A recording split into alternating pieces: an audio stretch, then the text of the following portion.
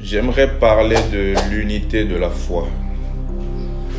Je vais lire le livre d'Éphésiens, le chapitre 4, à partir du verset 5. Il y a un seul Seigneur, une seule foi, un seul baptême, un seul Dieu et Père de tous, qui est au-dessus de tous et parmi tous et en tous. La Bible, les chers lecteurs de la Bible, pour chaque lecteur, ce message est adressé à chaque lecteur de la Bible. Pour les croyants de la Bible, il est notoire de croire que la Bible ne croit qu'un seul Dieu. Le Jésus du Nouveau Testament, c'est le Jéhovah de l'Ancien Testament. Un seul Seigneur, le Seigneur Jésus-Christ. Un seul baptême. Surtout une seule foi. La foi transmise au saint une fois pour toutes. Jude chapitre 1 verset 3.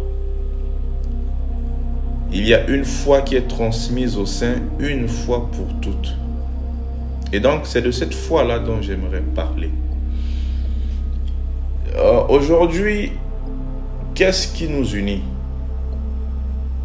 Certains diront l'église, le bâtiment, les assemblées nous unissent. Certains se voient unis parce qu'ils partagent la même église. Certains se croient unis parce qu'ils partagent la même doctrine. Certains se croient unis parce qu'ils partagent le même pasteur. Certains se croient unis parce qu'ils partagent les mêmes convictions.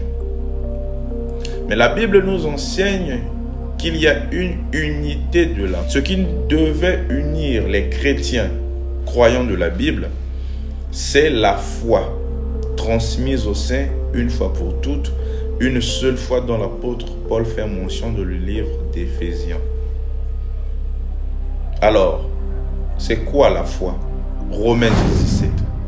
La foi vient de ce qu'on entend, la parole de Christ. Déjà, la foi n'est pas quelque chose d'illusoire. La foi n'est pas quelque chose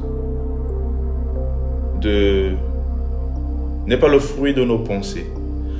Notre foi doit être basée sur la parole. Le fondement fondamental pour la foi, c'est la parole de Dieu. D'où la Bible dit que la foi vient de ce qu'on entend. Les apôtres croyaient en Jésus. Ce n'était pas d'une façon mystique, c'est parce qu'ils croyaient à tout ce que la parole de Dieu avait dit de ce Jésus. Jésus, devant la femme samaritaine, lorsqu'il a commencé à discerner son esprit, les pensées de son cœur, et qu'il a dit que tu as eu 5 maris, celui avec lequel tu vis n'est pas ton mari. Elle dit automatiquement qu'on nous avait dit que quand le Messie viendra, il fera ces choses. Et Jésus dit que je suis le Messie. C'est moi qui te parle.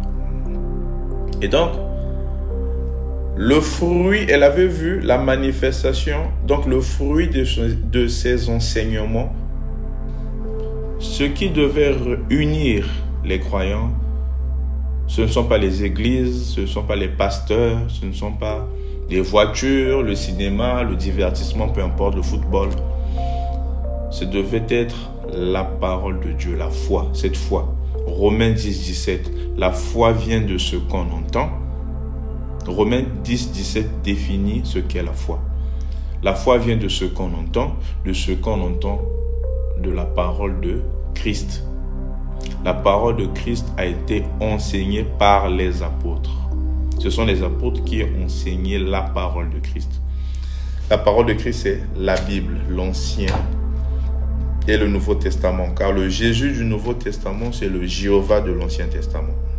Et donc, toute la Bible, c'est la parole de Dieu, de la Genèse jusqu'à l'Apocalypse.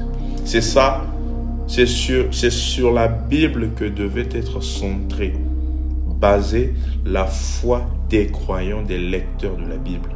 Seulement aujourd'hui, nous remarquons que les gens ne sont plus croyants de la Bible, mais les gens sont croyants des pasteurs.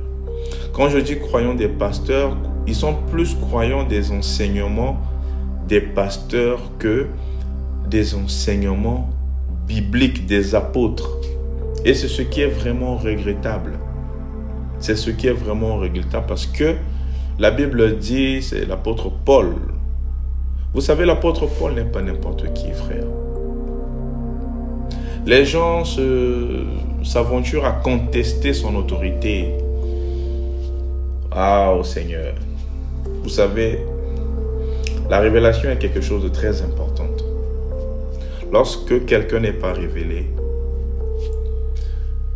la révélation est quelque chose de très important. C'est quelque chose de vraiment précieux. La révélation, c'est très précieux. C'est une chose précieuse. Rappelez-vous que dans le livre de Matthieu 16, qui dites-vous que je suis? Lorsque l'apôtre Pierre a répondu, poussé par l'Esprit, le Seigneur lui dit que ce ne sont pas la chair et le sang qui t'ont révélé ces choses, mais c'est mon Père dans les cieux. Oh, la révélation du mystère de Dieu. Le mystère de Dieu, la Bible, le sens de la Bible, c'est ça. La première chose la première révélation qu'un croyant devait avoir, c'est la divinité suprême du Seigneur Jésus-Christ. Sans ça, tout est faux. Lecteur de la Bible, je ne parle pas d'autres confessions, je parle des lecteurs de la Bible, chrétiens, tous ceux qui pensent, qui utilisent la Bible comme